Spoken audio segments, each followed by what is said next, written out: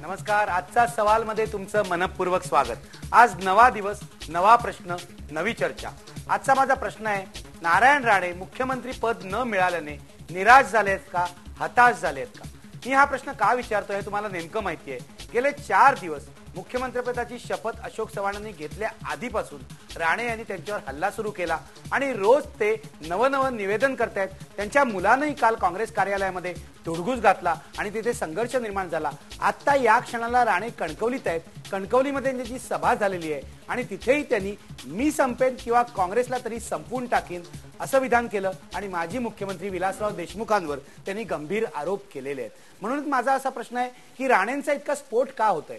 माणूस हताशेपोटी, निराशेपोटी काहीही बडबडायला लागतो. तसं ते बडबडतायत का? का काही त्यांची एक राजकीय अशी खेळी आहे, एक रणनीती ते पुढच्या काळात ठरवणार आहेत? माझ्यासोबत चर्चा करण्यासाठी आहेत माझ्या स्टुडिओमध्ये काँग्रेस पक्षाचे आक्रमक आमदार भाई जगताप. माझ्या स्टुडिओमध्ये विक्रोळीतून आहेत चंदू राणे. चंदू राणे हे नवी मुंबईचे माजी महापौर आहे, नारायण राणेंचे समर्थक आहेत आणि अजूनही ते सरकारच्या पेट्रोलियम महामंडळाचे अध्यक्ष आहेत. माझ्यासोबत विक्रोळीहून आहेत युवराज मोहिते. युवराज मोहिते हे महानगरचे कार्यकारी संपादक आहेत. आपण चर्चा सुरू करूया. चंदू राणे, मी तुमच्यापासून चर्चा सुरू करतो. मला सांगा, तुमचे नेते नारायणराव राणे मुख्यमंत्रीपद मिळावं अशी सगळ्या त्यांची इच्छा होती स्वतःला, ते न मिळाल्यामुळे ते खरोखरच हताश झालेत का? वाघे साहेब नमस्कार. सर्वप्रथम मला असं सांगायचं की नारायण राणेंना मुख्यमंत्री पद हवं होतं हे म्हणणं चुकीचं ठरेल. या ठिकाणी आज महाराष्ट्रातली जी आम जनता आहे, ह्या जनतेला नारायण राणे मुख्यमंत्री झालेले हवे होते. कारण आज महाराष्ट्रातले जे प्रश्न आहेत आणि जो काही संपूर्ण परिस्थिती निर्माण झालेली महाराष्ट्रामध्ये, संपूर्ण ह्या परिस्थितीवर नियंत्रण ठेवणारा कोणतरी ठाम माणूस पाहिजे, कोणतरी एक करारी माणूस हवा होता. आणि त्या रूपानं आज महाराष्ट्राच्या मंत्रिमंडळात नारायण राणेंचं मुख्यमंत्री म्हणून राहणं आज गरजेचं होतं. राणे साहेबांची ती इच्छा नव्हती. राणेंना मुख्यमंत्रीपद नकोच होतं असं तुम्हाला म्हणायचं आहे का? नाहीये. ज्यावेळी शिवसेनेतून नारायण राणे साहेबांना काढल्यानंतर आम्ही सर्व मंडळी काही दिवस कुठल्याही पक्षात नव्हतो, त्यावेळी राणे साहेबांना दिल्लीतून बोलवणं आलं आणि पक्षाचे जे सल्लागार आहेत, माननीय सोनिया गांधींचे सल्लागार अहमद पटेल यांनी त्यांना स्वतः येऊन ताज मानसिंगवर भेटून त्यांना सांगितलं होतं, विनंती केली होती की राणेसाहेब तुम्हाला आम्ही मोठं पद देऊ. आणि त्यावेळी राणे साहेबांनी त्यांना स्पष्ट केलं होतं की जर मी महाराष्ट्राचा मुख्यमंत्री झालेलो आहे आणि त्यानंतर त्यापेक्षा कुठल्याही खालच्या पदावर मी जाणार नाही, परंतु त्यांनी काही थोड्या दिवसासाठी ऍडजस्टमेंट करण्याचा हिशोब केला आणि सांगितलं साहेब थोड्या दिवसासाठी तुम्ही महसूल पद घ्या, परंतु तुम्हाला आम्ही एक 5-6 महिन्यामध्ये मुख्यमंत्री करतो. या बोलीवर राणे साहेबांना समोरूनच त्या ठिकाणी सांगितलं गेलं होतं आणि त्यांचा शब्द त्यांनी वारंवार फिरवला पक्षश्रेष्ठीने.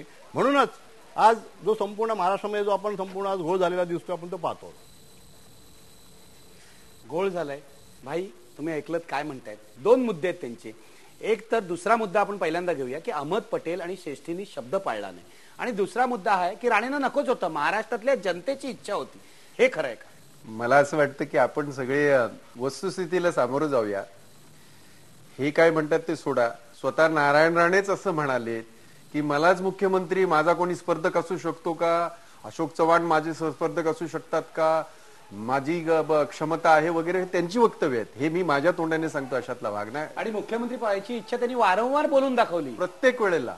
म्हणजे ज्या ज्या वेळेला नारायण राणेंना संधी मिळाली त्या त्या वेळेला त्यांनी हेच सांगितलं की मला मुख्यमंत्री बनायचं आहे. त्यांनी हे केव्हाच सांगितलं नाही की माझ्या सहकार्यांना मंत्री बनवा. त्यांनी कधी हे केव्हाच सांगितलेलं नाही की मला विधायक कामं करायची आहेत. ठीक आहे, विधायक कामं करायला मुख्यमंत्रीच बनायला पाहिजे असं गरजेचं नाही. तुम्हाला आज महसूल सारखं एक मोठं खातं तुमच्याकडे आहे, तुम्हाला बरीच काय कामं करता येतील. राहिली गोष्ट की त्या ह्याचं कमिटमेंटचं.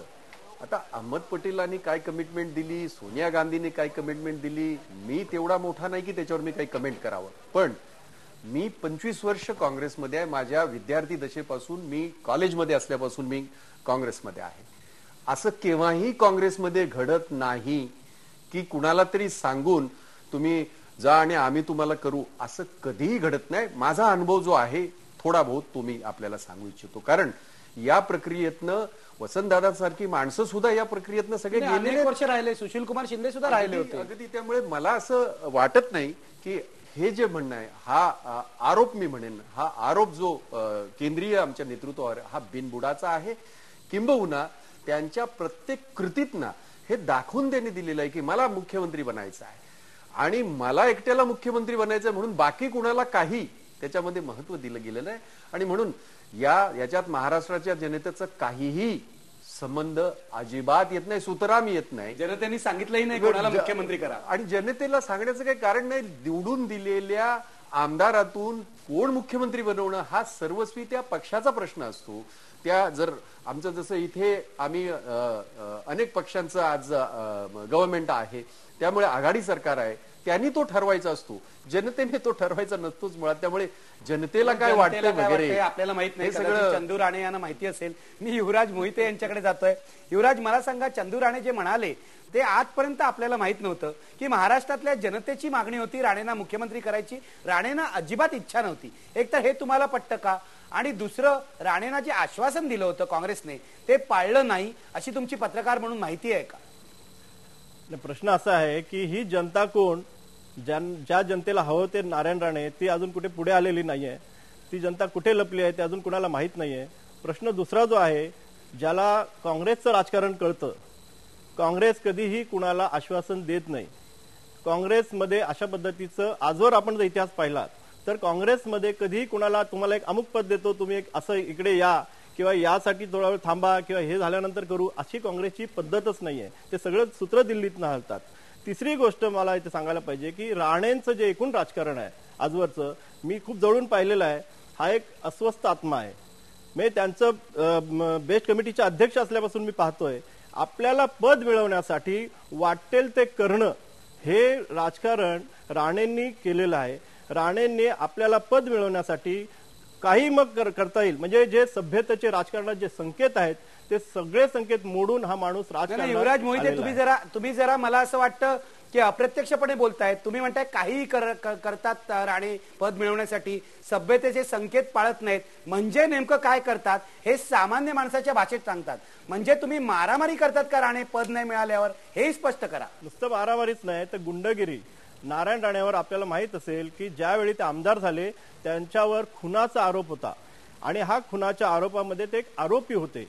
ते जेव्हा मंत्रिमंडळात होते तेव्हाही त्यांच्यावर तो आरोप होता. आणि पुढली सगळी त्यांचं जे राजकारण आहे, म्हणजे अगदी आत्ताची त्यांची जी पोटनिवडणुकीत ते निवडून आले त्या पोटनिवडणुकीपर्यंत त्यांच्यावर इतके आरोप झालेत, म्हणजे पोलीस स्टेशनमध्ये जे आरोप इतके त्यांच्यावर नोंदले गेलेले आहेत, त्यांच्या समर्थकावर नोंदले गेलेले आहेत. आणि ही परंपरा आहे राणेंची, म्हणजे आजचं घडत नाहीये. आणि मी जे सांगतो, अगदी मोहिते, तुमच्या बाजूला चंदू राणे आहेत, त्यांना मी प्रश्न विचारतोय. चंदू राणे, मला सांगा की आता जे युवराज मोहितेने आरोप केले जे गंभीर आहेत की राणेंना पद नाही मिळाल्यावर ते एखाद्या गल्लीतल्या दादानी करावी तशी मारामारी करतात, हे खरं आहे का? आणि तुम्ही जे म्हणाला जनतेची मागणी होती, ऐकून घ्या जरा माझा प्रश्न. तुम्ही जे म्हणालात की जनतेची मागणी होती, हे दोन्ही इतर पाहुण्यांनी, भाई जगताप यांनी आणि युवराज मोहितेंनी खोडून काढलंय. मला सांगा, राणे साहेब दरवेळेला असे मारामारीवर का उतरतात? राणे साहेबांनी कुठलीही मारामार केलेली नाहीये. आणि आपल्या माहितीसाठी मी सांगतो, आरोप ही लोकशाही पद्धत आहे. कोणी कोणावर आरोप ठेवतो, परंतु न्यायव्यवस्था आपली एवढी प्रबळ आहे आणि तो आपल्या लोकशाहीचा तिसरा खांब आपण म्हणतो. आणि कुठल्याही न्यायव्यवस्थेने राणे साहेबांवर ठपका ठेवलेला नाहीये. म्हणून हे आपण आरोप करतो हे पण सर्व बिनबुडाचे आरोप आहेत आणि यात कुठलंही तथ्य नाहीये. आणि मारामारीचा प्रश्न कधी आलेलाच नाहीये. ज्यावेळी एखादा संघर्ष होतो, एका हाताने कधी टाळी वाजत नाही. आणि म्हणून म्हटलं की राणे साहेबांनी स्वतः कधी कुठल्याही मारामारीला किंवा गुंडगिरीला त्यांनी प्रोत्साहन दिलेलं नाहीये. आणि त्यांनी त्यापासून ते काँग्रेस पक्षात आलेले आहेत. मी भाई जगतापना विचारतोय, भाई, अख्ख्या महाराष्ट्राने नारायण राणेंचं राजकारण पाहिलंय. चंदू राणे मात्र म्हणतायत की मारामारीला राणेंनी कधी प्रोत्साहन नाही दिलं. खरी परिस्थिती काय? ते मला असं वाटतं की युवराजने जे सांगितलेलं आहे, एक अनुभवी पत्रकार आहे आणि अनेक नेत्यांच्या राजकीय जडणघडणीमध्ये अतिशय जवळून आपण सगळ्यांनी पाहिलेलं आहे. त्यामुळे चंदू राणे काय सांगतात याच्यावर नारायण राणेंची मोजदाद होत नाही. त्यांनी कालच मारामारी केली आणि कालच त्यांनी जी मारामारी केली, त्यांच्या चिरंजीवाने अगदी वडिलांचा वारसा हक्क चालवल्यासारखं त्या काँग्रेसच्या ऑफिसमध्ये आम्ही सगळ्यांनी सावरून घेतलं ते. आणि त्यामुळे हे सांगण्याची गरज नाही, हे लोकांनी पाहिलेलं आहे आणि हे खरं आहे.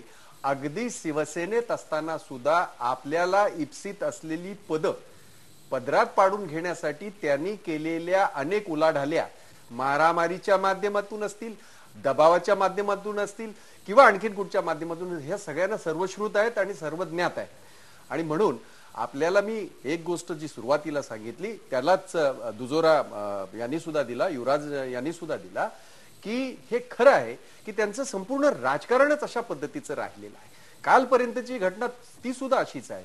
एवढंच नव्हे तर मी आपल्याला सांगू इच्छितो की परवा ज्या वेळेला मुख्यमंत्र्यांची निवड होण्याची प्रक्रिया चालू होती त्यावेळेचं सुद्धा वातावरण जे होतं ते वातावरण काँग्रेसला अपेक्षित नव्हतंच. मुळात यापूर्वी काही पहिली वेळ काँग्रेसच्या मुख्यमंत्र्याची निवड होत नव्हती, परंतु ज्या पद्धतीचं तिथे वातावरण होतं, उत्साह आम्ही समजू शकतो कारण तो प्रत्येक कार्यकर्त्यामध्ये असतो, परंतु तिथे जे वातावरण एक दमदाटी कोणी करत नाही, दमदाटी करत नाही. आणि अशा ह्या सगळ्या ह्याच्यामध्ये तुम्हाला ज्या वेळेला तुम्ही त्या याच्यामध्ये आहात, मुख्यमंत्री पदाच्या स्पर्धेमध्ये आहात, जाहीर आहे की तुमची तेवढी योग्यता आहे म्हणून त्याच्यामध्ये तुम्ही स्पर्धेत आहात.